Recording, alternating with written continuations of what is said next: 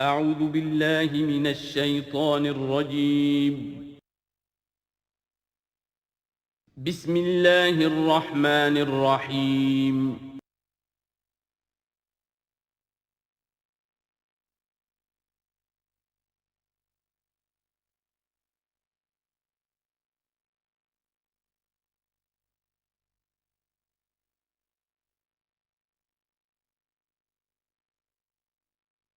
الحمدللہ وکفا والصلاة والسلام علی عباده الذین اصطفیٰ خصوصاً علی افضلہم وخاتم النبیین محمد الامین وعلی آلہ وصحبہ اجمعین اما بعد فاعوذ باللہ من الشیطان الرجیم بسم اللہ الرحمن الرحیم افتطمعون ان یؤمنوا لکم وقد کان فریق منہم یسمعون کلام اللہ ثم یحرفونہ من بعد ما عقلوہ وهم یعلمون صدق اللہ العظیم رب اشرح لی صدری ویسر لی امری واحلل عقدۃ من لسانی یفقہوا قولی اللہم ربنا الہمنا رشدنا واعذنا من شرور انفسنا اللہم ارنا الحق حقا وارزقنا اتباعہ وارنا الباطل باطلا وارزقنا اجتنابہ اللہم وفقنا لما تحب وترضى اللہم ربنا آنس وحشتنا فی قبورنا وارحمنا بالقرآن العظیم اللہم اجعلہ لنا اماما ونورا وہدا ورحمہ اللہم ذکرنا منہ ما نسینا وعلمنا منہ ما جہلنا وارزقنا تلاوته آناء اللیل وآناء النہار واجعلہ لنا حجتا یا رب العالمین آمین۔ اب تک ہم نے سورہ بقرہ کے 8 رکوع اور اس پر مستزاد صرف 3 آیات کا مطالعہ کیا ہے۔ آج میں چاہتا ہوں کہ ہماری رفتار قدرے تیز ہو۔ تو یہ جو سلسلہ مضمون چل رہا ہے خطاب امت سابقہ امت مسلمہ بنی اسرائیل، ان کے ساتھ خطاب کا سلسلہ سورہ بقرہ میں 5ویں رکوع سے شروع ہوا اور 15ویں رکوع کے آغاز تک چلے گا۔ یہ 10 رکوع ہیں۔ عرض کر چکا ہوں بار بار، اور اس کو میں چاہتا ہوں آپ اچھی طرح ذہن نشین کر لیں کہ اس میں سے پہلا رکوع جو ہے وہ دعوت کا ہے، وہ بہت فیصلہ کن ہے۔ یہی وجہ ہے کہ دیکھیے اس رکوع کا آغاز ہوا یا بنی اسرائیل اذکروا نعمتی التی انعمت علیکم واوفوا بعہدی اوف بعہدکم وایای فارہبون، اور خود بخود ظاہر ہو رہا ہے اسلوب کلام سے کہ اگلے رکوع سے بات کا رنگ بدل گیا ہے۔ یا بنی اسرائیل اذکروا نعمتی التی انعمت علیکم وانی فضلتکم علی العالمین واتقوا یوما لا تجزی نفس عن نفس شیئا ولا يقبل منها شفاعة ولا يؤخذ منها عدل ولا هم ينصرون۔ یہ تہدید کا انداز ہے، دھمکی کا انداز ہے۔ تو میں نے عرض کیا تھا کہ 5واں رکوع اس خطاب میں بمنزلہ فاتحہ ہے، بہت اہم ہے، اور بقیہ جو 9 رکوع ہیں ان میں بریکٹ کا انداز ہے کہ 2 آیتوں سے بریکٹ شروع ہوتی ہے، انہی 2 آیتوں پر بریکٹ ختم ہوگی۔ یہ ملامت کا خطاب ہے، اور ان کے خلاف ایک مفصل فرد قرارداد جرم جو ہے وائد کی گئی ہے، جس کے نتیجے میں وہ اس منصب سے معزول کر دیے گئے جس پر 2000 برس سے فائز تھے، اور ان کی جگہ پر اب امت محمد، نئی امت مسلمہ علی صاحب الصلاۃ والسلام، اب اس کا نصب، اس کی انسٹالیشن، اور اس کی انسٹالیشن سیریمنی کے طور پر تحویل قبلہ کا معاملہ۔ یہ ربط کلام اگر سامنے نہ رہے تو انسان کھو جاتا ہے قرآن مجید کی طویل صورتوں کو پڑھتے ہوئے کہ بات کہاں سے چلی تھی، کدھر جا رہی ہے، کیا ربط ہے، کیا تعلق ہے، سیاق کلام کیا ہے۔ اس کو میں اس لیے بار بار، حالانکہ مجھے معلوم ہے کہ وقت کم ہے، لیکن میں اس چیز کو زیادہ اہمیت دے رہا ہوں۔ اب ان 9 رکوعوں کے مضامین میں کچھ تو واقعات ہیں، تم نے یہ کیا، تم نے یہ کیا، تم نے یہ کیا۔ ظاہر بات ہے ترجمہ تو کرنا ہوگا، کچھ مختصر وضاحت بھی کرنی ہوگی، لیکن ان کے تفصیل میں جانے کی ضرورت نہیں ہے۔ لیکن آپ نے دیکھا کہ کچھ واقعات کے بعد پھر کچھ ایسے یونیورسل ٹروتھس بیان ہوئے ہیں، ایسے عظیم حقائق کہ جو ابدی حقائق ہیں، ان کا کسی وقت سے، کسی قوم سے، کسی خاص گروہ سے تعلق نہیں، وہ تو اصول ہیں، سنت اللہ ہم انہیں کہہ سکتے ہیں، یہ اللہ کے جو عام قوانین ہیں، قواعد ہیں اس کائنات میں۔ ایک تو قوانین ہے طبعیہ، فزیکل لاز، ایک مورل لاز ہے کہ جو اس دنیا میں اللہ تعالیٰ کی طرف سے کار فرما ہے۔ تو جہاں وہ مورل لاز آتے ہیں جنہیں آپ کہا کرتے تھے جب بچپن میں کہانی پڑھی اور کہانی کے بعد لکھا اس کا مورل لیسن کیا ہے، اس کہانی سے سبق کیا حاصل ہوا، تو تھوڑے تھوڑے وقفے کے بعد وہ آیات آتی ہیں کہ جو اس گویا کہ اس سلسلہ کلام کے اندر یہ انتہائی اہمیت کی حامل ہیں، اس لیے کہ وہ یونیورسل اہمیت کی حامل ہیں، اور ان میں در حقیقت ایک رہنمائی پوشیدہ ہے موجودہ امت مسلمہ کے لیے۔ مثلا جتنا حصہ ہم اب تک پڑھ چکے ہیں ان میں سے پہلے تو وہ آیت یاد کیجئے وَضُرِبَتْ عَلَيْهِمُ الذِّلَّةُ وَالْمَسْكَنَةُ وَبَاءُوا بِغَضَبٍ مِّنَ اللَّهِ۔ معلوم ہوا کہ ایسا ہو سکتا ہے کہ ایک امت مسلمان ہو، اس پر اللہ کے بڑے فضل ہوئے ہوں، بڑا اکرام ہوا ہو، بہت انعام ہوا ہو، پھر وہ اپنی بے عملی یا بد عملی کے باعث اللہ تعالیٰ کے غضب کی مستحق ہو جائے اور ذلت اور مسکنت اس پر تھوپ دی جائے۔ یہ ایک یونیورسل ٹروتھ وہاں سے نکل آیا کہ ہمیں سوچنا ہوگا، یہ ایک لمحہ فکریہ ہے امت مسلمہ کیا کہ کیا ہم تو کہیں آج اس پوزیشن میں نہیں ہیں۔ حدیث میں آپ کو سنا چکا ہوں لَيَأْتِيَنَّ عَلَىٰ أُمَّتِي مَا أَتَىٰ عَلَىٰ بَنِي إِسْرَائِيلَ حَسْبَ النَّعْلِ بِالنَّعْلِ۔ دوسرا اسی طرح کا یونیورسل ٹروتھ والا مقام تھا آخری جو ہم نے کل پڑھا ہے ثُمَّ قَسَتْ قُلُوبُكُمْ وَهِيَ كَالْحِجَارَةِ أَوْ أَشَدُّ قَسْوَةً۔ کسی مسلمان امت کا یہ حال بھی ہو سکتا ہے کہ ان کے دل اتنے سخت ہو جائیں کہ سختی میں پتھروں کو اور چٹانوں کو مات دے جائیں۔ یہ بھی ایک کیفیت ہے جو سامنے آئی، حالانکہ قوم وہ ہے انی فضلتکم علی العالمین، از کجا تاب کجا، لیکن یہ حقیقت بھی ہمارے سامنے آئی کہ یہ چیزیں جو ہیں اپنی جگہ پر امکانات میں سے ہیں۔ البتہ یہاں ایک بات میں عرض کر دوں کہ اس قساوت قلبی میں پوری امت برابر مسلط جو ہے مبتلا نہیں ہوا کرتی، اس میں امت کے جو قائدین ہوتے ہیں اور امت مسلمہ کے قائدین اس کے علماء ہوتے ہیں، سب سے زیادہ شدت کے ساتھ یہ خرابی ان میں آتی ہے، اس لیے کہ باقی لوگ تو پیروکار ہیں، پیچھے چلتے ہیں، وہ اعتماد کرتے ہیں کہ یہ ہے اللہ کی کتاب کے پڑھنے والے، یہ ہے تورات کے حامل، یہ جانتے ہیں، وہ ان کے پیچھے پیچھے چل رہے ہوتے ہیں۔ لیکن جو لوگ جان بوجھ کر اللہ کی کتاب میں تحریف کر رہے ہوں انہیں تو پتہ ہے ہم کیا کر رہے ہیں، جو لوگ جان بوجھ کر حق کو پہچان کر اس کا انکار کر رہے ہیں انہیں تو پتہ ہے کہ ہم کیا کر رہے ہیں۔ در حقیقت یہ سزا ان پر آتی ہے۔ یہ بات اب ان آیات میں جو آج ہم پڑھنے چلے ہیں بہت زیادہ واضح ہو جائے گی انشاءاللہ۔ فرمایا افتطمعون ان یؤمنوا لکم، تو اے مسلمانوں کیا تم یہ توقع رکھتے ہو کہ یہ ایمان لے آئیں گے تم پر، تمہاری بات مان لیں گے؟ ظاہر بات ہے مسلمانوں کو توقع تھی کہ مشرکین مکہ تو بہت دور تھے دین سے، توحید سے دور، رسالت کا کوئی تصور ہی نہیں، کتاب کوئی ان کے پاس تھی ہی نہیں۔ یہ تو یہود ہیں اور ان کے پاس تو کتاب رہی ہے، یہ موسیٰ کے ماننے والے ہیں، یہ توحید کے علم بردار ہیں، یہ آخرت کا بھی اقرار کرتے ہیں، تو ان کو جھٹپٹ مان لینا چاہیے۔ تو جو مسلمانوں کے دل میں، عام مسلمانوں کے دل میں جو حسن ظن تھا، اب در حقیقت یہ اس کو ایڈریس کیا جا رہا ہے افتطمعون ان یؤمنوا لکم، تمہیں بڑی طمع ہے، کوشش ہے، تمہاری خواہش ہے، آرزو ہے، تمنا ہے، توقع ہے کہ یہ بات مان لے گے تمہاری۔ وَقَدْ كَانَ فَرِيقٌ مِّنْهُمْ يَسْمَعُونَ كَلَامَ اللَّهِ ثُمَّ يُحَرِّفُونَهُ مِن بَعْدِ مَا عَقَلُوهُ وَهُمْ يَعْلَمُونَ، جبکہ حال یہ ہے کہ ان میں سے ایک جماعت، ایک گروہ وہ بھی ہے کہ جو اللہ کے کلام کو سن کر پھر اس میں تحریف کرتا رہا ہے، اس کے بعد کہ اس کو سمجھ لیتا تھا اور اچھے جان بوجھ کر تحریف کرتا تھا۔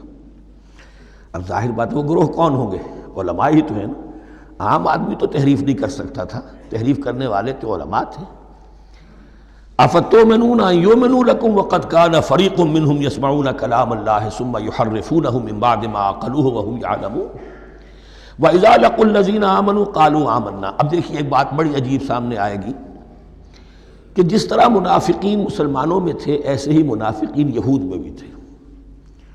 یہود میں سے کچھ لوگ ایسے تھے کہ جن پر حق جب منکشف ہو گیا اور کچھ ان کی صالح فطرت بھی تھی، اب وہ آنا چاہتے تھے اسلام کی طرف، لیکن اپنے خاندان کو، گھر والوں کو، اپنے کاروبار کو، اپنے قبیلے کو چھوڑنا بھی ممکن نہیں تھا، اور قبیلوں کی سرداری جو ہے وہ ان کے علماء یہود کے پاس ہے۔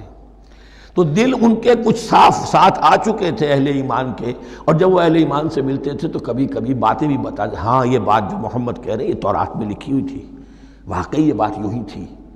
اب اس کے بعد جب وہ جاتے تھے اپنے شیاطین کے پاس، وہی شیاطین ان کے علماء، ان کے بڑے سرکردہ لوگ، تو وہ جا کر انہیں ڈانٹ ڈپٹ کرتے تھے، بے وقوفو یہ کیا کر رہے ہو، تم یہ بات بتا رہے ہو انہیں تاکہ اللہ کے ہاں جا کر وہ تم پر حجت قائم کرے کہ انہیں پتا تھا اور پھر بھی انہوں نے نہیں مانا۔ اب یہ ان کا آپس کا مکالمہ ہو رہا ہے۔ وَإِذَا لَقُوا الَّذِينَ آمَنُوا قَالُوا آمَنَّا، اور ان میں سے کچھ لوگ ہیں کہ جب ملتے ہیں اہل ایمان سے تو وہ کہتے ہیں ہم ایمان لے آئے۔ وَإِذَا خَلَا بَعْضُهُمْ إِلَىٰ بَعْضٍ، اور جب وہ خلوت میں ہوتے ہیں ایک دوسرے کے ساتھ، قالوا وہ کہتے ہیں اتحدثونہم، کیا تم بتا رہے ہو ان کو، بما فتح اللہ علیکم، وہ باتیں جو اللہ نے کھولی ہیں تم پر، لیحاجوکم بہ عند ربکم، کہ وہ تم پر حجت قائم کریں تمہارے رب کے پاس، کہ اللہ اس نے مانا تھا کہ ہاں تورات میں یہ ہے، تو تم ذرا عقل سے کام لو، اور یہ حقیقتیں جو تورات کے ذریعے سے ہمیں معلوم ہے ان مسلمانوں کو مت بتاؤ۔ اس پر اللہ کا تبصرہ کیا ہے؟ افلا تعقلون، یہ تو ابھی انہی کا قول ختم ہوا کہ کیا تم عقل نہیں ہے کہ تم ایسا بے وقوفی کا کام کر رہے ہو۔ اولا یعلمون، یہ تبصرہ اللہ کا، تو کیا یہ لوگ نہیں جانتے ان اللہ یعلم ما یسرون وما یعلنون، کہ اللہ تو جانتا ہے وہ سب کچھ بھی جو وہ چھپاتے ہیں اور وہ سب کچھ بھی جسے وہ ظاہر کرتے ہیں۔ تو چاہے یہ باتیں مسلمانوں کو بتاؤ نہ بتاؤ، اللہ کی طرف سے تو محاسبہ ہو ہی جانا ہے، لہذا یہ بھی ان کی ناسمجھی کی دلیل ہے۔ اب آ رہی ہے وہ اصل اہم بات جو میں نے آج ابتدا میں بیان کر دی تھی، وَمِنْهُمْ أُمِّيُّونَ، ان میں سے بھی ایک طبقہ تو ہے ان پڑھ لوگوں کا۔ اب دیکھیے امی اصل میں تو ایک طرح سے کہنا چاہیے کہ مشرکین عرب کے لیے لفظ ہے قرآن مجید میں، کیوں؟ ان کے اندر پڑھنے لکھنے کا رواج بھی نہیں تھا، کوئی آسمانی کتاب بھی ان کے پاس نہیں تھی۔ لیکن اب یہود کے بارے میں کہا جا رہا ہے، جیسے آج مسلمان ہیں کہ اکثر و بیشتر مسلمان تو جاہل ہیں، چاہے پی ایچ ڈی کیا ہوا ہو، پی ایچ ڈی تو فزکس میں کیا ہوا ہے، قرآن کی الف بیتیں نہیں آتی، دین کے جو ہیں مبادی تک سے ناواقف ہیں، بہت پڑھے لکھے، اس کو ہمارے بعد لوگ کہتے ہیں پڑھے لکھے جاہل۔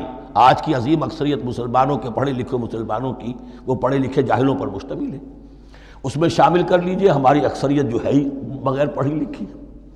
تو اب انہیں کیا پتہ، وہ تو سارا اعتماد کریں گے علماء پر، کوئی بریلوی ہیں بریلوی علماء پر اعتماد کریں گے، کوئی دیوبندی ہے وہ دیوبندی علماء پر اعتماد کریں گے، کوئی اہل حدیث ہے وہ اہل حدیث علماء پر اعتماد کریں گے۔ منہم امیون، اب امیون کا سہارا کیا ہوتا ہے؟ منہم امیون لا یعلمون الکتاب الا امانیہ، وہ کتاب سے تو واقف نہیں ہوتے، اپنی کچھ خواہشات ہیں کہ جن کو جانتے ہیں۔ یہ خواہشات بعد میں کھل جائے گا، یہ خواہشات کیا ہیں؟ ہم تو اسرائیلی ہیں، ہم تو اللہ کے محبوب ہیں، ہم تو امت محمد میں ہیں، ہماری تو شفاعت ہو ہی جائے گی، یہ امانی ہے۔ تلک امانیہم، اور ہمیں تو جہنم میں داخل کیا بھی تو تھوڑے سے عرصے کے لیے، ہمیں نکال لیا جائے گا، یہ امانی ہے۔ تو ان کے پاس تو یہ تو ان امانی، امنیہ کہتے ہیں خواہش، امانی اس کی جمع ہے، یہ اپنی خواہشات، انگریزی کا لفظ صحیح تعبیر کرے گا وشفل تھنکنگ، یہ اپنی اس وشفل تھنکنگ کے سہارے جی رہے ہیں، علم ان کے پاس ہے ہی نہیں۔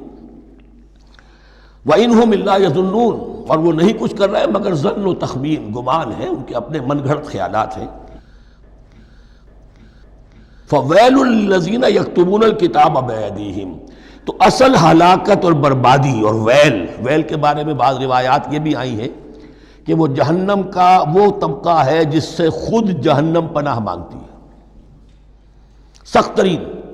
تو وہ ویل، وہ تباہی جو ہے ان کے لیے ہے جو کتاب لکھتے ہیں اپنے ہاتھ سے، ثم یقولون ھذا من عند اللہ، اور پھر کہتے ہیں یہ اللہ کی طرف سے ہے، لیشتروا بہ ثمنا قلیلا، تاکہ حاصل کر لیں اس سے کچھ بڑی گھٹیا سی حقیر سی قیمت، یعنی فتویٰ نویسی جس کا معاملہ ہے۔ اب کوئی شخص آیا، اس نے ایک رائے پوچھی، انہوں نے اپنا جو بھی ہے وہ لکھا، کہا یہی دین کا تقاضا ہے، بس یہی علم ہے، یہی اللہ کی بات ہے۔ اب اس میں کتنا کچھ واقعتاً انہوں نے صحیح بات کہی ہے، کتنی ہٹ درمی سے کام لیا ہے، کتنی کسی رشوت کے مبنی کو رائے دی ہے، خود بدلتے نہیں قرآن کو بدل دیتے ہیں، ہوئے کس درجہ فقیہان حرم بے توفیق، تو یہ ان کے علماء کا کردار تھا۔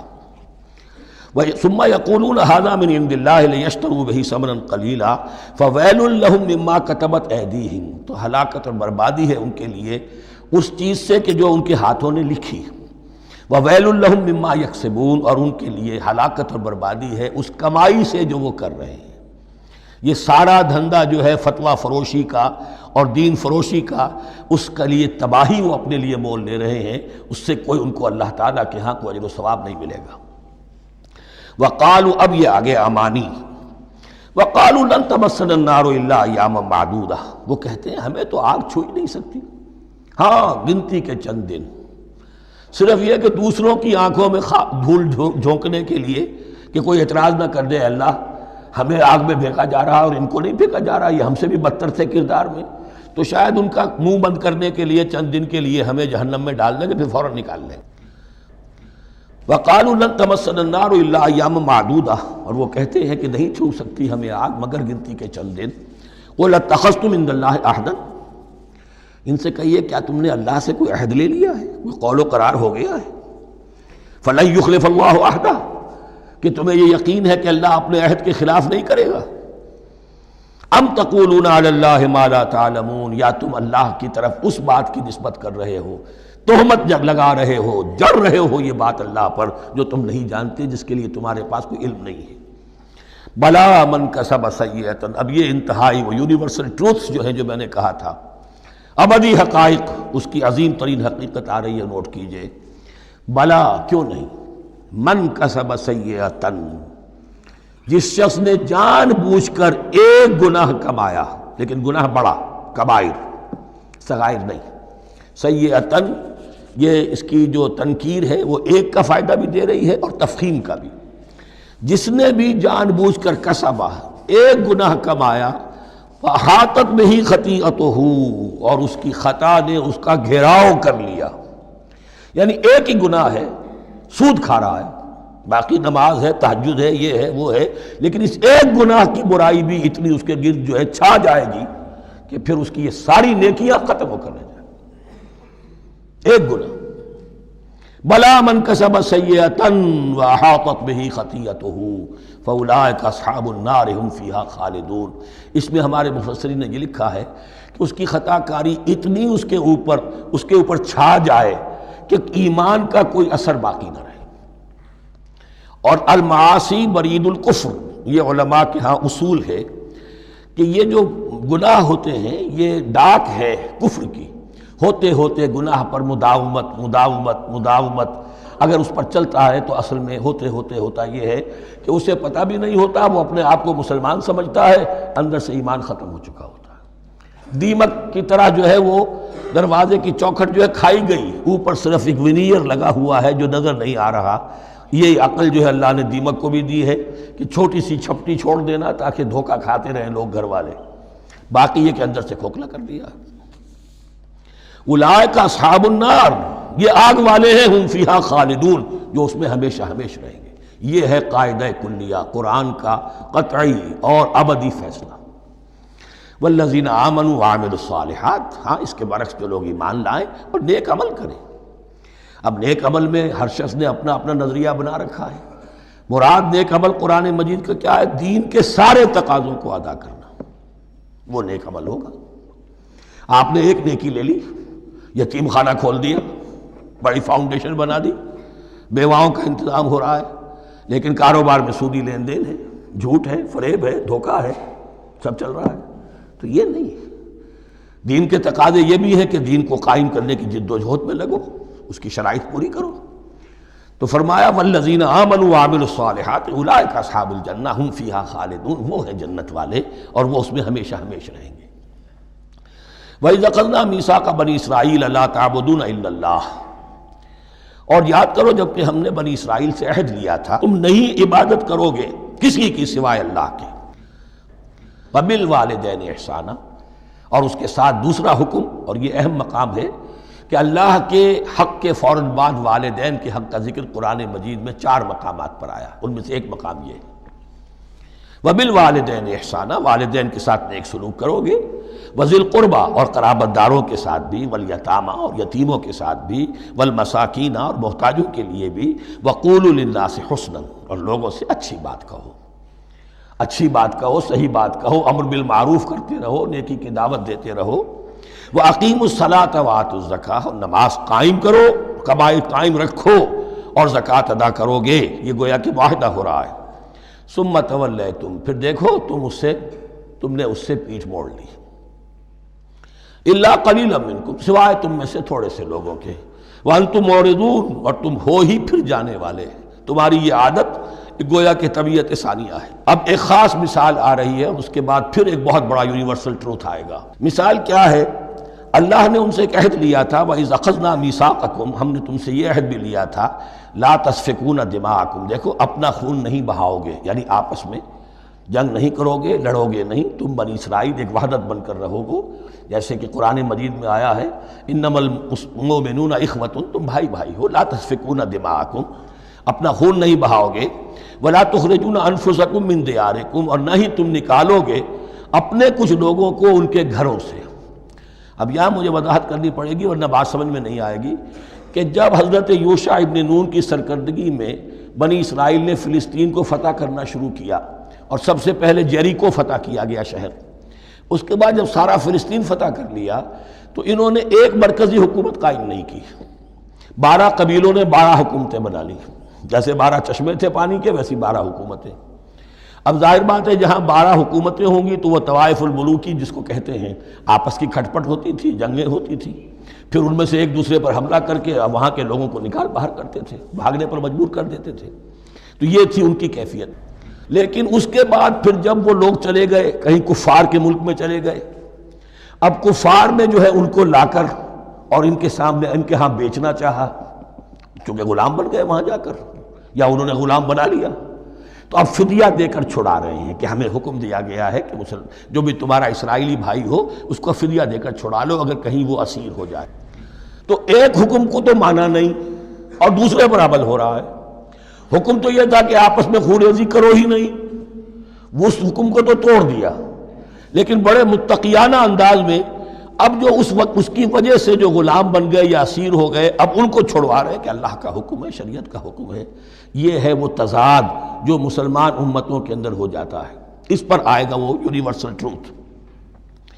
وَإِذْ أَخَذْنَا مِيثَاقَكُمْ لَا يَسْتَسْفِكُونَ دِمَاءَكُمْ جب یاد کرو جب کہ ہم نے تم سے عہد لیا تھا کہ تم اپنا خون نہیں بہاؤ گے، وَلَا تُخْرِجُونَ أَنفُسَكُم مِّن دِيَارِكُمْ اور نہ ہی تم اپنے آپ کو اپنے لوگوں کو ان کے گھروں سے نکالو گے، ثُمَّ أَقْرَرْتُمْ وَأَنْتُمْ تَشْهَدُونَ پھر تم نے اقرار کیا تھا، اس عہد کو اور قول و قرار کو مان لیا تھا پورے شعور کے ساتھ، تشہدون مانتے ہوئے، ثم انتم ہؤلاء پھر تم وہی ہو، تم ہی ہو وہ تو تقتلون انفسکم اپنے ہی لوگوں کو قتل بھی کرتے ہو، وتخرجون فریقا منکم من دیارہم اور اپنے ہی لوگوں میں سے کچھ لوگوں کو ان کے گھروں سے باہر نکالتے ہو، تظاہرون علیہم بالاسم والعدوان ان پر چڑھائی کرتے ہو گناہ کے ساتھ بھی اور زیادتی کے ساتھ بھی، وَإِن یاتوکم اسارا اور اگر وہ قیدی بن کر تمہارے پاس آتے ہیں تفادوہم تو اب تم ان کا فدیہ دے کر انہیں چھڑاتے ہو، وَهُوَ مُحَرَّمٌ عَلَيْكُمْ إِخْرَاجُهُمْ حالانکہ ان کا تو نکالنا ہی تم پر حرام کیا گیا تھا۔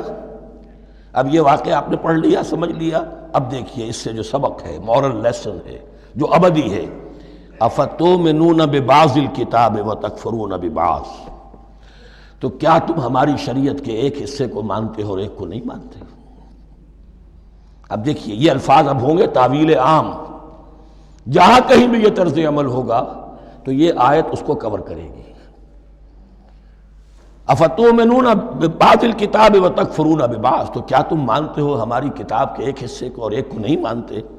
فما جزاء من یفعل ذلک منکم تو نہیں ہے کوئی سزا اس کی جو یہ حرکت کرے تم میں سے، الا خزی فی الحیات الدنیا سوائے اس کے کہ دنیا کی زندگی میں رسوائی ہو، ذلت ہو، ویوم القیامہ اور قیامت کے دن یردون الی اشد العذاب وہ لوٹا دیے جائیں شدید ترین عذاب میں، وما اللہ بغافل عما تعملون اور اللہ تعالیٰ غافل نہیں ہے اس سے جو تم کر رہے ہو۔ آج امت مسلمہ پر 100% یہ آیت منطبق ہو رہی، پورے دین پر چلنے کو تیار نہیں۔ ہر گروہ نے کوئی ایک شے حلال کر لی اپنے لیے۔ ملازم پیشہ طبقہ ہے، رشوت حلال ہے، کیا کرے، اس کے بغیر گزارا نہیں ہوتا۔ کاروباری طبقہ ہے، سود کیا کرے، اس کے بغیر تو یہ کاروبار چلتا نہیں۔ ہر ایک کے لیے، ہر ایک نے تو نیکی اور بدی کا ایک امتزاج ہے۔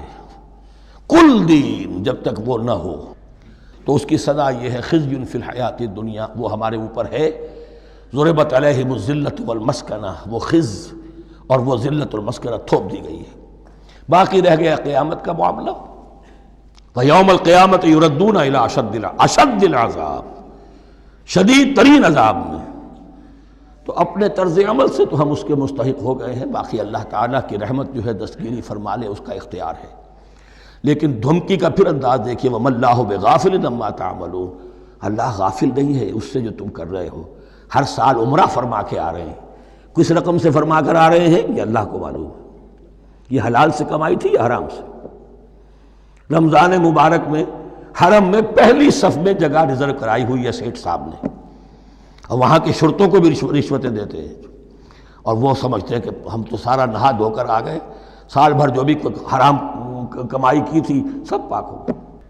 اللہ نا واقف نہیں ہے، اللہ تمہاری داڑھیوں سے دھوکہ نہیں کھائے گا، اللہ تمہارے اماموں سے اور ابا اور قبا سے دھوکہ نہیں کھائے گا۔ He knows you through and through. He sees you through and through. وَمَا اللَّهُ بِغَافِلٍ عَمَّا تَعْمَلُونَ أُولَٰئِكَ الَّذِينَ اشْتَرَوُا الْحَيَاةَ الدُّنْيَا بِالْآخِرَةِ، یہ وہ لوگ ہیں جنہوں نے دنیا کی زندگی اختیار کر لی ہے آخرت کو چھوڑ کر۔ فَلَا يُخَفَّفُ عَنْهُمُ الْعَذَابُ وَلَا هُمْ يُنصَرُونَ، تو اب ان کے لیے نہ تو ان سے عذاب میں تخفیف کی جائے گی اور نہ ان کی کوئی مدد کی جائے گی۔ وَلَقَدْ آتَيْنَا مُوسَى الْكِتَابَ وَقَفَّيْنَا مِن بَعْدِهِ بِالرُّسُلِ، اور ہم نے موسیٰ کو کتاب دی تورات، اور قفینا من بعدہ بالرسل، اور پھر اس کے بعد پے بپے لگاتار ہم رسول بھیجتے رہے۔ ایک بات نوٹ کر لیجئے گا، لفظ رسول اور لفظ نبی میں کچھ فرق ہے، اس وقت تفصیل میں جانے کا موقع نہیں ہے، لیکن یہ تین جوڑے الفاظ کے ایسے ہیں قرآن مجید کی اصطلاحات کے کہ وہ تینوں مترادف کے طور پر بھی استعمال ہو جاتے ہیں اور علیحدہ علیحدہ اپنا مفہوم بھی رکھتے ہیں۔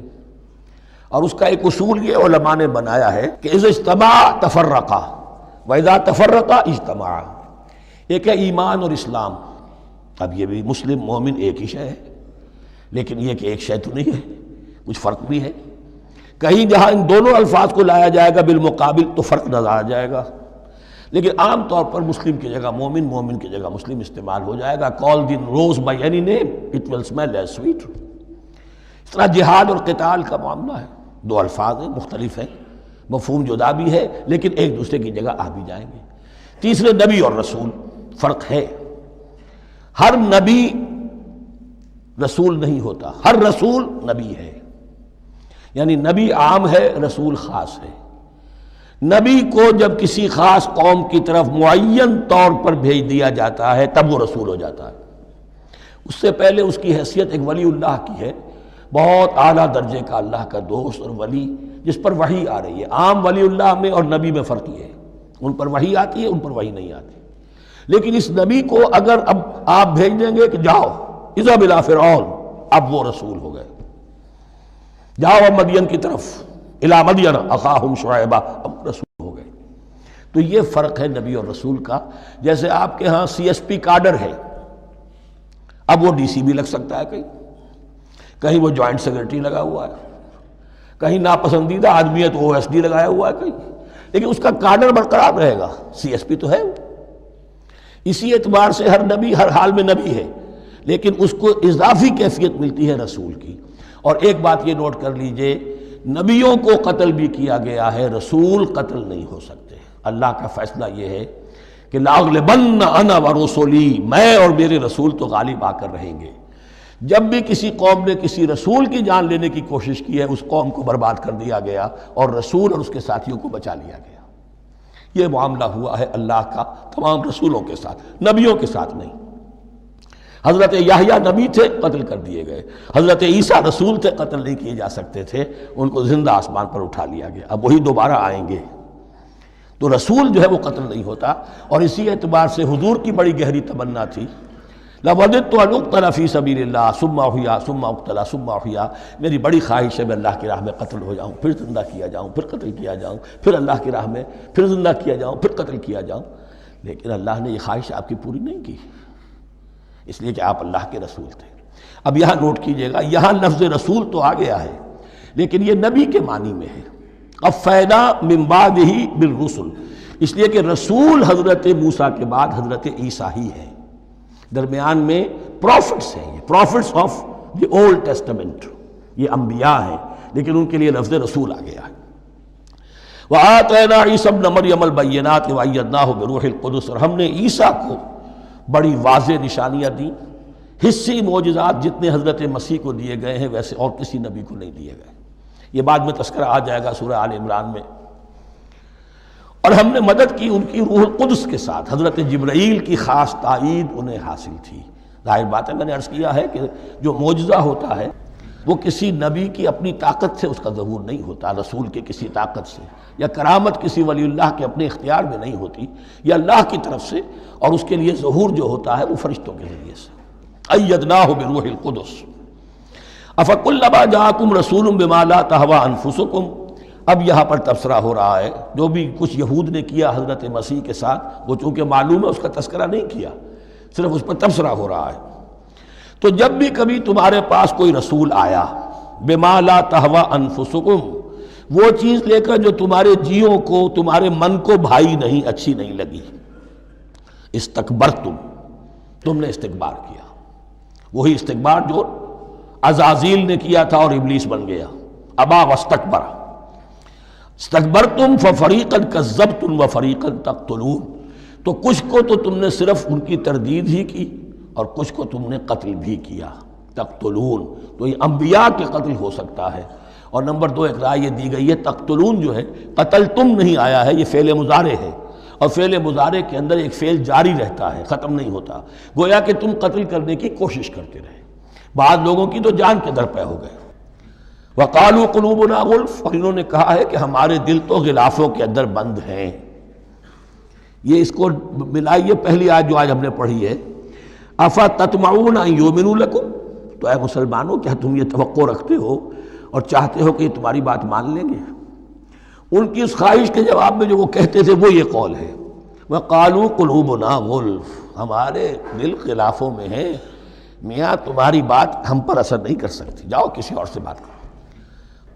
آج بھی آپ کو یہ الفاظ سننے کو مل جائیں گے، قلوبنا غلف، ہمارے دل تو غلافوں میں ہیں، بڑے مضبوط ہیں، مستحکم ہیں، تمہاری بات اس میں گھر کر ہی نہیں سکتی.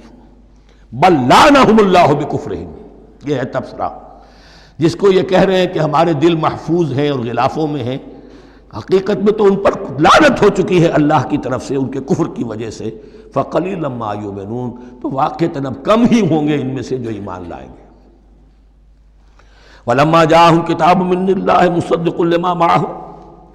اب یہاں پر ذکر ہو رہا ہے خود حضور صلی اللہ علیہ وسلم کا. اور جب آ گئی ان کے پاس کتاب اللہ کے پاس سے، یعنی یہ قرآن، مصدق لما معہم، جو اس کی تصدیق کرتے ہوئے آیا جو ان کے پاس ہے. میں اس کی وضاحت کر چکا ہوں. قرآن ایک طرف تصدیق کرتا ہے تورات اور انجیل کی، اور دوسری طرف وہ مصداق بن کر آیا ہے تورات اور انجیل کی پیشن گوئیوں کا. وَكَانُوا مِن قَبْلُ يَسْتَفْتِحُونَ عَلَى الَّذِينَ كَفَرُوا، اور ان کا حال یہ تھا کہ وہ آخری کتاب اور آخری نبی کے حوالے اور واسطے سے اللہ تعالیٰ سے فتح کی دعائیں کیا کرتے تھے کافروں کے خلاف.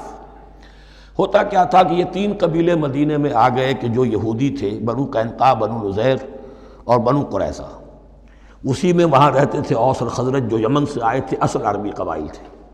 پھر آس پاس کے قبائل بھی تھے، وہ سب کے سب امیین میں سے تھے، ان کے پاس نہ کوئی کتاب، نہ کوئی شریعت، نہ کسی نبوت سے آگاہ. اب ان کے آپس میں جب لڑائیاں ہوتی تھیں اور یہ مار کھاتے تھے، سرمایہ دار تھے، دولت والے تھے، عام طور پر بزدل تھے، لہذا جب بھی کبھی مقابلہ ہوتا تھا مار کھاتے تھے. تو وہاں یہ کہا کرتے تھے کہ ابھی تو تم ہمیں مار لیتے ہو، دبا لیتے ہو، نبی آخری زمان کی آنے کا وقت آ چکا ہے، وہ نئی کتاب لے کر آئیں گے، جب وہ آئیں گے ہم ان کے ساتھ ہو کر جب تم سے جنگ کریں گے تو تم ہمیں شکست نہیں دے سکو گے، ہمیں فتح حاصل ہوگی. اور دعا کیا کرتے تھے اللہ اس نبی آخر الزماں کا ظہور جلد ہو تاکہ اس کے واسطے سے اور اس کے ذریعے سے اس کے صدقے ہمیں فتح مل سکے. یہ دعائیں تھیں. چونکہ خزرج اور اوس کے لوگوں نے ان کی یہ دعائیں سنی ہوئی تھیں. یہی وجہ ہے کہ حج میں سن 11 نبوی کے حج میں یا سن 10 نبوی کے حج میں جب وہاں پر 6 آدمیوں سے حضور نے بات کی جو خزرج کے تھے سب کے سب، انہوں نے کلنکھیوں سے ایک دوسرے کو دیکھا، معلوم ہوتا ہے یہ وہی نبی ہیں جن کا ذکر یہ یہودی کرتے ہیں. تو اس سے پہلے کہ وہ ایمان لائے تم ایمان لے آؤ. گویا کہ وہ علم بالواسطہ طور پر جو انہیں پہنچا تھا وہ ان کے لیے کتنا بڑا سرمایہ بن گیا، ان کی نجات کا ذریعہ بن گیا. اور وہ علم جو ان کے پاس تھا تعصب کی وجہ سے اور تکبر کی وجہ سے وہ اسی طرح رہ گئے. فَذَهَبَ اللَّهُ بِنُورِهِمْ وَتَرَكَهُمْ فِي ظُلُمَاتٍ لَا يُبْصِرُونَ صُمٌّ بُكْمٌ عُمْيٌ فَهُمْ لَا يَرْجِعُونَ. وَلَمَّا جَاءَهُمْ كِتَابٌ مِّنْ عِندِ اللَّهِ مُصَدِّقٌ لِّمَا مَعَهُمْ وَكَانُوا مِن قَبْلُ يَسْتَفْتِحُونَ عَلَى الَّذِينَ كَفَرُوا فَلَمَّا جَاءَهُم مَّا عَرَفُوا كَفَرُوا. تو جب ان کے پاس آ گئے وہ چیز جسے انہوں نے پہچان لیا پھر انہوں نے کفر کیا. فَلَعْنَةُ اللَّهِ عَلَى الْكَافِرِينَ. تو اللہ کی لعنت ہے ایسے کافروں پر. بِئْسَ مَا اشْتَرَوْا بِهِ أَنفُسَهُمْ أَن يَكْفُرُوا بِمَا أَنزَلَ اللَّهُ بَغْيًا أَن يُنَزِّلَ اللَّهُ مِن فَضْلِهِ عَلَى مَن يَشَاءُ مِنْ عِبَادِهِ. بہت بری شے ہے جس کے عوض کہ انہوں نے اپنی جانوں کو فروخت کر دیا. یعنی دنیا کا حقیر سا نفع، یہاں کی حقیر سی مسندیں، یہاں کا جو بھی چودراہٹیں ہیں، جو بھی ان کی حیثیت ہے، صرف اس کا قربانی دینے کو تیار نہیں. یہی تو سبب ہے، اس کی وجہ سے کفر کر رہے ہیں پہچان کر. تو بری ہے وہ شے جس کے لیے انہوں نے اپنے آپ کو بیچ دیا. ان یکفروا کہ وہ کفر کر رہے ہیں اس وجہ سے بما انزل اللہ بغیاً جو اللہ نے نازل فرمایا ہے. اور کفر کیوں کر رہے ہیں؟ اس زدم زدہ میں ان ینزل اللہ من فضلہ علی من یشاء من عبادہ کہ اللہ تعالیٰ نے نازل کر دیا ہے اپنے اس فضل میں سے اپنے بندوں میں سے جس پر چاہا. وہ اس امید میں تھے کہ وہ اسرائیلی ہی ہوگا. جب 1400 برس تک نبوت ہمارے پاس رہی، اب فترت کا زمانہ ہے، 600 برس گزر گئے، اب آخری نبی آنا ہے. ان کو گمان یہ تھا وہ ہم میں سے ہی ہوگا.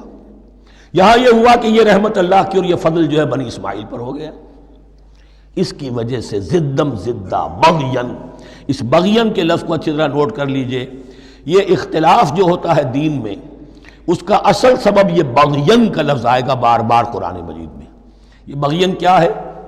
جس سے عہد حاضر کے ایک خاص جو مکتب فکر ہے سائیکالوجی کا، ایڈلر کا، اس میں یہ قرار دیا گیا ہے کہ انسان کے جو موٹیوز ہیں، جو اس کا انسٹنکٹس ہیں، ان میں ایک بہت پاورفل موٹیو جو ہے to dominate, urge to dominate. میں اس کی بات کیوں مانوں، یہ کیوں نہ میری مانے، یہ ڈومینیشن. تو بغین، بغیہ کے معنی بھی ہے حد سے بڑھنا، تجاوز کرنا. تو وہ اپنی حد سے بڑھ کر دوسروں کے اوپر روب گاٹھنے کے لیے یہ سارا انہوں نے کیا اس وجہ سے کہ بنی اسماعیل کے ایک شخص محمد صلی اللہ علیہ وسلم پر اللہ تعالیٰ نے یہ رحمت نازل فرما دی.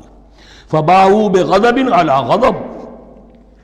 تو وہ لوٹے غضب پر غضب لے کر، یعنی تہ بر تہ غضب ہے ان پر اللہ تعالیٰ کا. وَلِلْكَافِرِينَ عَذَابٌ مُّهِينٌ. اور ایسے کافروں کے لیے اہانت آمیز، مہین اہانت سے بنا ہے، اہانت آمیز عذاب ہے. وَإِذَا قِيلَ لَهُمْ آمِنُوا بِمَا أَنزَلَ اللَّهُ. اور جب ان سے کہا جاتا ایمان لاؤ اس پر جو اللہ نے نازل فرمایا، قَالُوا نُؤْمِنُ بِمَا أُنزِلَ عَلَيْنَا. ہم ایمان رکھتے ہیں اس پر جو ہم پر نازل ہوا. وَيَكْفُرُونَ بِمَا وَرَاهُ. اور وہ کفر کر رہے ہیں جو اس کے پیچھے ہے. انہوں نے انجیل کا کفر کیا، حضرت مسیح کو نہیں مانا. انہوں نے محمد کا کفر کیا ہے صلی اللہ علیہ وسلم، اور قرآن کو نہیں مانا. وَهُوَ الْحَقُّ مُصَدِّقًا لِمَا مَعَهُمْ. اور وہ کفر کر رہے ہیں حالانکہ وہ حق ہے، سچ ہے، درست ہے، اور تصدیق کرتے ہوئے آیا ہے اس کی جو ان کے پاس ہے. قل، اے نبی ان سے کہیے، فَلِمَ تَقْتُلُونَ انبیاء اللہ. یہاں وہ لفظ واضح ہو گیا. تو پھر کیوں تم قتل کرتے رہے ہو اللہ کے نبیوں کو من قبل، اس سے پہلے. ایسے ہی حق پرست ہو، ایسے ہی جو کچھ تم پر نازل کیا گیا اس پر ایمان رکھنے والے ہو، تو تم نے نبیوں کو کیوں قتل کیا؟ تم نے زکریا کو کیوں قتل کیا علیہ الصلوۃ والسلام؟ تم نے یحییٰ کو کیوں قتل کیا علیہ الصلوۃ والسلام؟ تمہارے تو ہاتھ جو ہے نبیوں کے خون سے آلودہ ہیں. فَلِمَ تَقْتُلُونَ أَنْبِيَاءَ اللَّهِ مِنْ قَبْلِ إِن كُنتُم مُؤْمِنِينَ، اگر واقعتاً تم ایمان والے ہو. وَلَقَدْ جَاءَكُم مُوسَىٰ بِالْبَيِّنَاتِ، تمہارے پاس موسیٰ آئے تھے کھلی تعلیمات لے کر، واضح معجزے لے کر. ثُمَّ اتَّخَذْتُمُ الْعِجْلَ مِن بَعْدِهِ، پھر تم نے اس کے بعد اس کی غیر حاضری میں بچھڑے کو اپنا معبود بنا لیا. وَأَنْتُمْ ظَالِمُونَ، اور تم ظالم ہو. وَإِذْ أَخَذْنَا مِيثَاقَكُمْ وَرَفَعْنَا فَوْقَكُمُ الطُّورَ، یاد کرو جب کہ ہم نے تم سے عہد لیا تھا اور تمہارے اوپر کوہ طور کو معلق کر دیا تھا. خُذُوا مَا آتَيْنَاكُمْ بِقُوَّةٍ، پکڑو اس کو مضبوطی کے ساتھ جو ہم نے تمہیں دیا ہے. وَاسْمَعُوا، اور سنو. قَالُوا سَمِعْنَا وَعَصَيْنَا، انہوں نے کہا ہم نے سنا اور نافرمانی کی. یہ ان کی ایک اور بیماری تھی، الفاظ کو ذرا سا چکر دے کر ایسے پڑھنا کہ مفہوم جو ہے بالکل بدل جائے. کوئی اعتراض کرے تو کہے گا کوئی شخص کہ اپنے کانوں کا جا کے میل نکلوائیے، میں نے تو اطعنا کہا تھا، آپ کو عصینا سننے میں آ گیا. لیکن وہ اپنے لوگ جو ہوتے تھے ان کے منافقوں کے، اور آپس میں جو ہوتے تھے وہی منافق اس وقت حضرت موسیٰ کے ساتھ، کردار تو ایک ہی رہا ہے ہمیشہ سے. اس کردار کے لوگ جو ہیں یہ حرکتیں کرتے تھے، اور پھر ان سے سرزنش کی جاتی کہ بھائی ہم نے تو کہا تھا سمعنا واطعنا، آپ کے اپنی سماعت میں کوئی خلل ہوگا. قالوا سمعنا وعصینا، ہم نے سنا اور ہم نے رد کیا، نافرمانی کی. وَأُشْرِبُوا فِي قُلُوبِهِمُ الْعِجْلَ بِكُفْرِهِمْ، اور ان کے اس کفر کی پاداش میں یا کفران نعمت کی سزا کے طور پر ان کے دلوں میں بچھڑے کی محبت اور تقدس جو ہے وہ پلا دیا گیا.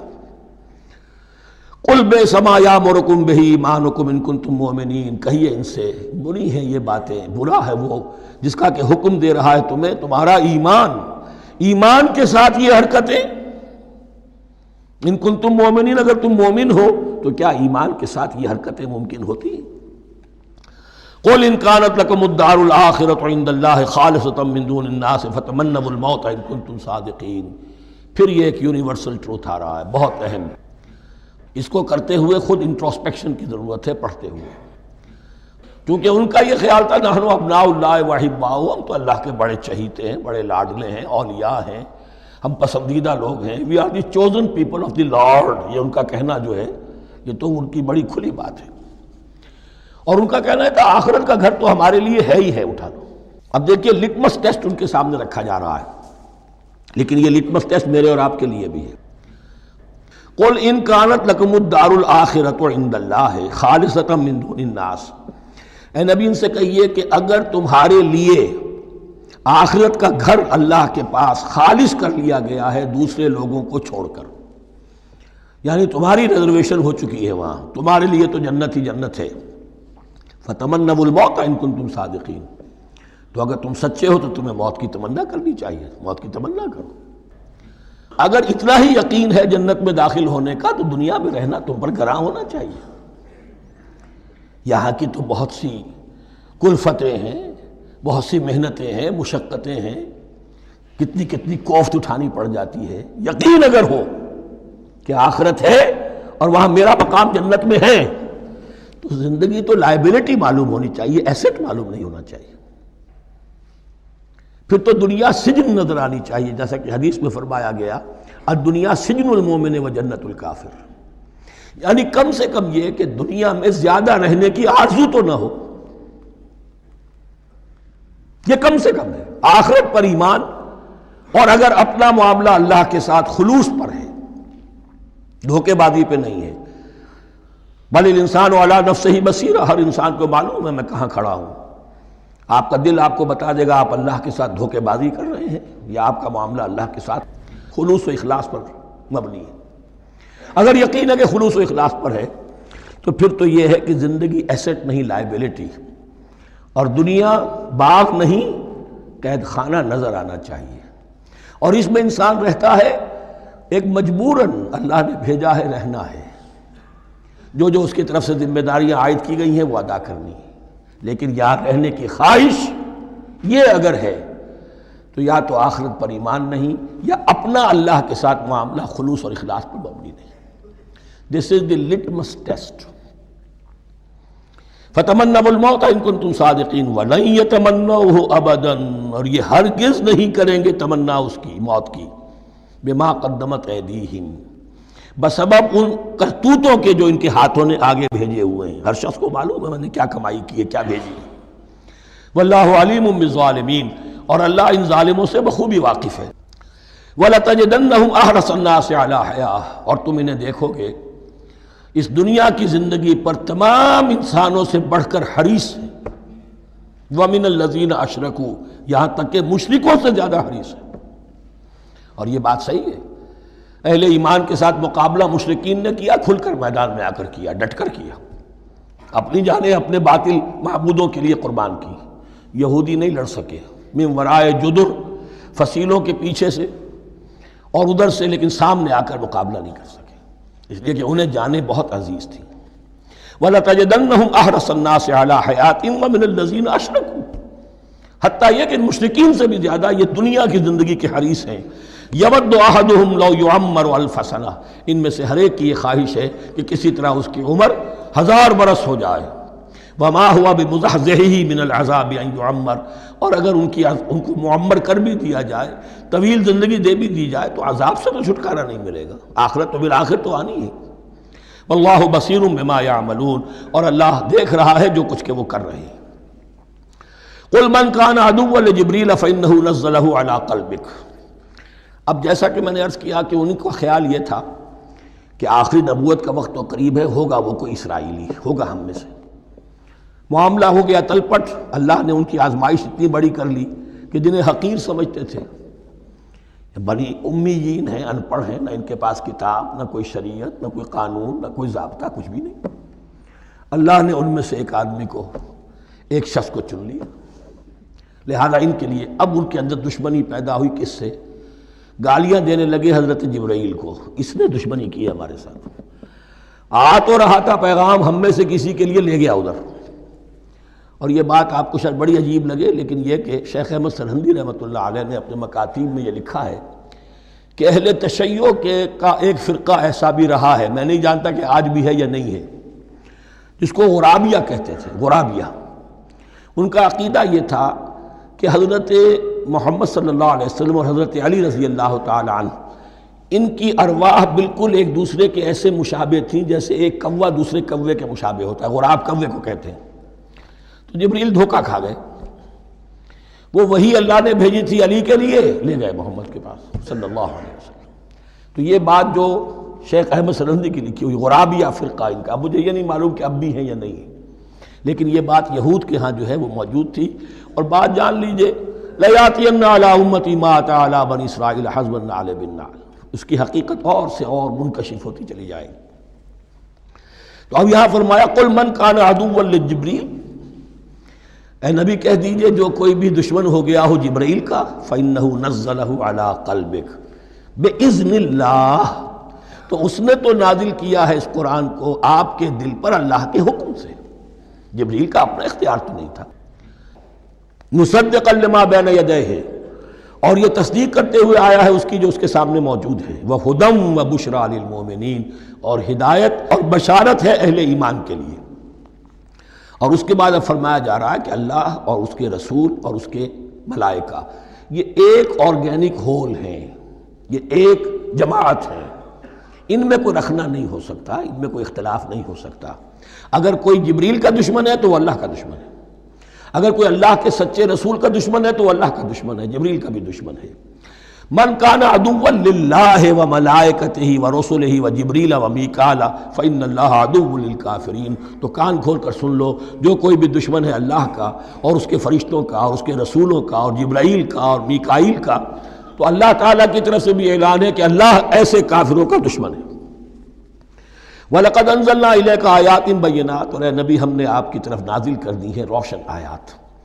وَمَا يَكْفُرُ بِهَا إِلَّا الْفَاسِقُونَ، اور انکار نہیں کرتے ان کا مگر وہی کہ جو سرکش۔ وَمَا يُضِلُّ بِهِ إِلَّا الْفَاسِقِينَ، تیسرے رکوع میں جو سورہ بقرہ کے الفاظ آئے تھے۔ أَوَكُلَّمَا عَاهَدُوا عَهْدًا نَبَذَهُ فَرِيقٌ مِّنْهُمْ، تو جب بھی کبھی انہوں نے کوئی عہد کیا، اللہ سے میثاق کیا، اللہ کے رسولوں سے کوئی عہد کیا، نبذہ فریق منہم، ان میں سے ایک گروہ نے اس معاہدے کو پھینک دیا اٹھا کر۔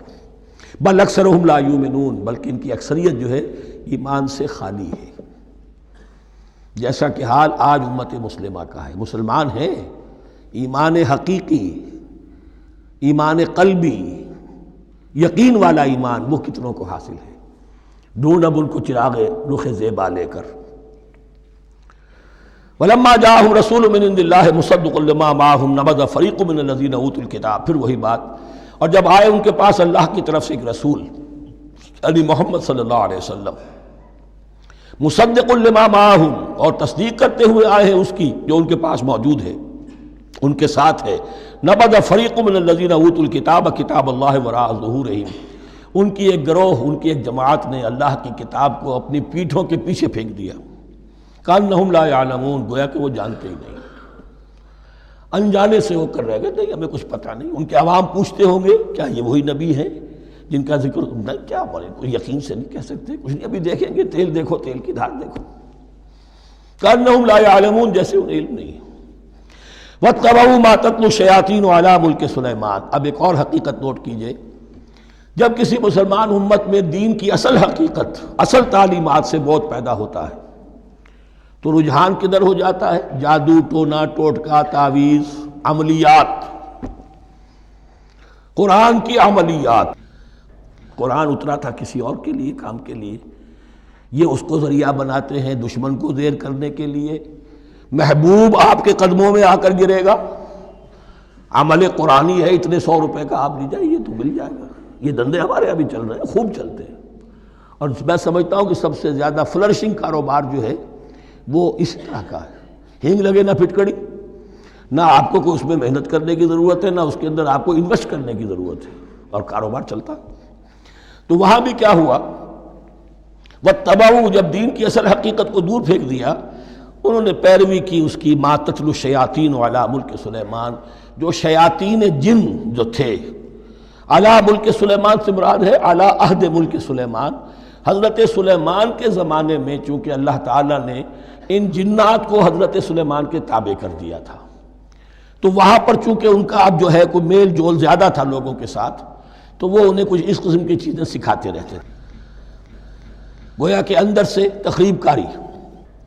وَاتَّبَعُوا مَا تَتْلُو الشَّيَاطِينُ عَلَىٰ مُلْكِ سُلَيْمَانَ وَمَا كَفَرَ سُلَيْمَانُ وَلَٰكِنَّ الشَّيَاطِينَ كَفَرُوا، اور سن لو، سلیمان نے کبھی کفر نہیں کیا، بلکہ یہ شیاطین تھے کہ جو کفر کرتے تھے۔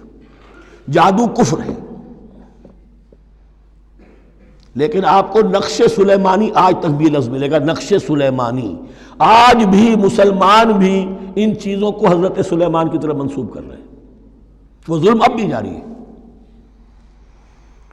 وَمَا كَفَرَ سُلَيْمَانُ وَلَٰكِنَّ الشَّيَاطِينَ كَفَرُوا يُعَلِّمُونَ النَّاسَ السِّحْرَ، وہ لوگوں کو جادو سکھاتے تھے۔ وَمَا أُنزِلَ عَلَى الْمَلَكَيْنِ بِبَابِلَ هاروت وَمَاروت، اور جو کچھ نازل کیا گیا 2 فرشتوں پر، ہاروت اور ماروت پر، بابل میں۔ بابل یہ ہے پرانا عراق، بیبلونیا۔ نبوکدنضر بھی بیبلونیا کا بادشاہ تھا، نمرود بھی بیبلونیا کا بادشاہ تھا۔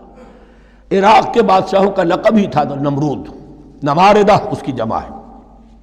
تو حضرت سلیمان کی حکومت جب تھی تو وہاں پر یہ لوگ جنات جو ہیں وہ اس قسم کی تخریب کاری کر رہے تھے، تو اللہ تعالیٰ نے آخری آزمائش کے لیے 2 فرشتوں کو زمین پر اتارا، اور وہ انسانی شکل میں لوگوں کو جادو سکھاتے تھے، بتاتے بھی جاتے تھے دیکھو جادو کفر ہے، ہم سے مت سیکھو، لیکن اس کے باوجود لوگ سیکھتے تھے، تو گویا کہ ان پر اتمام حجت ہو گیا کہ اب ان کے اندر خباثت جو ہے پوری طریقے سے گھر کر چکی ہے۔ وَمَا يُعَلِّمَانِ مِنْ أَحَدٍ، اور وہ نہیں سکھاتے تھے کسی کو بھی، حَتَّى يَقُولَا إِنَّمَا نَحْنُ فِتْنَةٌ فَلَا تَكْفُرْ، یہاں تک کہ وہ کہہ دیتے تھے کہ دیکھو ہم تمہاری آزمائش کے لیے بھیجے گئے ہیں، ہم فتنہ ہیں، تو تم کفر مت کرو۔ فَيَتَعَلَّمُونَ مِنْهُمَا مَا يُفَرِّقُونَ بِهِ بَيْنَ الْمَرْءِ وَزَوْجِهِ، تو وہ سیکھتے تھے ان دونوں سے وہ شے کہ جس کے ذریعے سے تفریق کر سکیں ایک شخص اور اس کی بیوی کے درمیان، تفرقہ ڈالنا گھروں کے اندر، فساد۔ اب بھی یہ عورتوں کے اندر یہ کام بڑی تیزی کے ساتھ چلتے ہیں، تعویذ اور دھاگے اور کیا کوئی گنڈے چلتے ہیں۔ وَمَا هُمْ بِضَارِّينَ بِهِ مِنْ أَحَدٍ، اور نہیں تھے وہ ضرر پہنچانے والے کسی کو کچھ بھی، إِلَّا بِإِذْنِ اللَّهِ۔ ایمان کا تقاضا یہ ہے کہ چاہے کوئی دوا ہو وہ بھی بِإِذْنِ رب کام کرے گی، ورنہ نہیں۔ کوئی اور اسباب طبیعیہ ہیں، ان کے بھی اثرات ظاہر ہوں گے اگر اللہ چاہے گا، اس کے بغیر کچھ نہیں ہو سکتا۔ جادو کا بھی اثر ہوگا تو اللہ کے اذن سے ہوگا۔ تو بندہ مومن کو ڈٹے رہنا چاہیے اور مقابلہ کرنا چاہیے۔ وما هم بضارین بہ من احد الا باذن اللہ ویتعلمون ما یضرهم ولا ينفعهم، اور وہ سیکھتے تھے ان سے وہ چیزیں جو ان کے لیے مضرت بخش تھیں، ضرر پہنچانے والی، اور انہیں نفع نہیں پہنچاتی تھی۔ وَلَقَدْ عَلِمُوا لَمَنِ اشْتَرَاهُ مَا لَهُ فِي الْآخِرَةِ مِنْ خَلَاقٍ، حالانکہ یہ بات ان کے علم میں آ چکی تھی کہ جس نے بھی اس چیز کو حاصل کیا، جادو سیکھا، اس کا پھر آخرت میں کوئی حصہ نہیں ہے۔ وَلَبِئْسَ مَا شَرَوْا بِهِ أَنفُسَهُمْ، اور بری تھی وہ چیز جس کے لیے انہوں نے اپنے آپ کو فروخت کر دیا، لَوْ كَانُوا يَعْلَمُونَ، کاش کہ انہیں علم ہوتا۔ وَلَوْ أَنَّهُمْ آمَنُوا وَاتَّقَوْا، اور اگر وہ ایمان رکھتے اور تقوی کی روش اختیار کرتے، لَمَثُوبَةٌ مِّنْ عِندِ اللَّهِ خَيْرٌ، تو بدلہ پاتے اللہ کی طرف سے بہت ہی اچھا، بہت خیر۔ لَوْ كَانُوا يَعْلَمُونَ، کاش کہ ان کو معلوم ہوتا۔ یا ایھا الذین آمنوا لا تقولوا رائنا وقولوا انظرنا واسمعوا، اب ایک اور مثال ان کی، وہ تو تھے منافقین بنی اسرائیل جن کا ذکر ہوا، سمعنا وعصینا۔ اب یہاں یہ منافقین جو یہاں پر مسلمانوں میں شامل ہو گئے تھے، یہود کے زیر اثر لوگ، اور آ گئے ہیں مسلمانوں میں بھی۔ اب ان کا معاملہ کیا تھا؟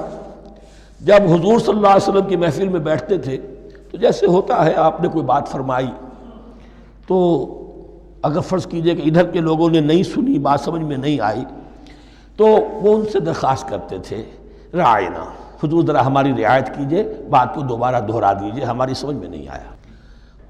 اب اس کا وہ کیا کرتے تھے یہودی، یا یہ ان کے یہودیوں کے زیر اثر منافقین، رعاینا، اے ہمارے چرواہے، گویا کہ دل میں خوش ہو رہے ہیں، خباثت نفس اس کو غذا مل رہی ہے، ہم نے تو رعاینا کہہ دیا۔ کسی نے اگر ٹوک دیا، بابا میں نے رعاینا کہا تھا، معلوم ہوتا ہے آپ کی سماعت میں کوئی خلل پیدا ہو چکا ہے، یہ انداز۔ تو مسلمانوں سے کہا جا رہا ہے، یہ واحد آیت ہے اس پورے سلسلے میں جس میں خطاب یا ایھا الذین آمنوا سے ہے، لیکن اصل میں روح سخن اب بھی بنی اسرائیل کی شرارت ہے۔ یا ایھا الذین آمنوا لا تقولوا رعاینا وقولوا انظرنا واسمعوا، دیکھو تم اس لفظ کو چھوڑ دو، اے اہل ایمان تم مت کہا کرو رعاینا، تم کہا کرو انظرنا، اے نبی ہماری طرف توجہ فرمائیے، یا ہمیں مہلت دیجیے۔ نظر کے دونوں معنی ہیں، دیکھنا، ہمیں دیکھیے، اور انتظار بھی اسی سے بنا ہے، ذرا سی مہلت دیجیے۔ واسمعوا، اور دوسرے یہ کہ توجہ سے سنا کرو تاکہ دوبارہ پوچھنے کی ضرورت ہی پیش نہ آئے۔ وللکافرین عذاب علیم، اور ان کافروں کے لیے تو دردناک عذاب ہے۔ ما یود الذین کفروا من اہل الکتاب ولا المشرکین ان ینزل علیکم من خیر من ربکم، اور نہیں چاہتے وہ لوگ کہ جنہوں نے کفر کیا ہے اہل کتاب میں سے اور مشرکین میں سے بھی، کہ نازل ہو تم پر کوئی بھی خیر تمہارے رب کی طرف سے۔ یہ اہل کتاب بھی اور مشرکین مکہ بھی، یہ جل رہے ہیں حسد میں، حسد کی آگ میں، کہ یہ کلام پاک تمہیں کیوں دے دیا گیا، یہ آخری منصب نبوت کا جو ہے، خاتم النبیین، یہ منصب جو ہے یہ انہیں کیوں مل گیا؟ وہ نہیں چاہتے کہ کوئی بھی خیر اللہ کی طرف سے تمہیں ملے۔ واللہ یختص برحمتہ من یشاء، حالانکہ یہ اللہ کا پریروگیٹو ہے، اللہ کا فیصلہ ہے، اللہ خاص کر لیتا ہے اپنی رحمت کے لیے جس کو چاہے، یہ اس کا فیصلہ ہے۔ واللہ ذو الفضل العظیم، اور اللہ تعالیٰ بڑے فضل والا ہے۔ ما ننسخ من آیت او ننسها نأت بخیر منہا او مثلہا، ہم نہیں منسوخ کرتے کسی بھی آیت کو یا اسے بھلواتے۔ ایک تو ہے ننسخ، منسوخ کر دینا، ایک ہے حافظے سے ہی کسی کے محو کر دینا۔ ما ننسخ من آیت او ننسها نأت بخیر منہا، تو ہم اس کی جگہ پر اس سے بہتر لے آتے ہیں، او مثلہا، یا ویسی ہی لے آتے ہیں۔ الم تعلم ان اللہ علی کل شیء قدیر، کیا تم یہ نہیں جانتے کہ اللہ تعالیٰ ہر چیز پر قدرت رکھتا ہے، اسے ہر شے کا اختیار ہے۔ الم تعلم ان اللہ لہ ملک السماوات والارض، کیا تم نہیں جانتے کہ اللہ کے لیے ہی اختیار مطلق ہے، بادشاہی ہے آسمانوں اور زمین کی۔ وما لکم من دون اللہ من ولی ولا نصیر، اور نہیں ہے تمہارے لیے اللہ کے سوا کوئی بھی نہ ولی اور نہ مددگار۔ بارک اللہ لی ولکم فی القرآن العظیم ونفعنی وإیاکم بالآیات۔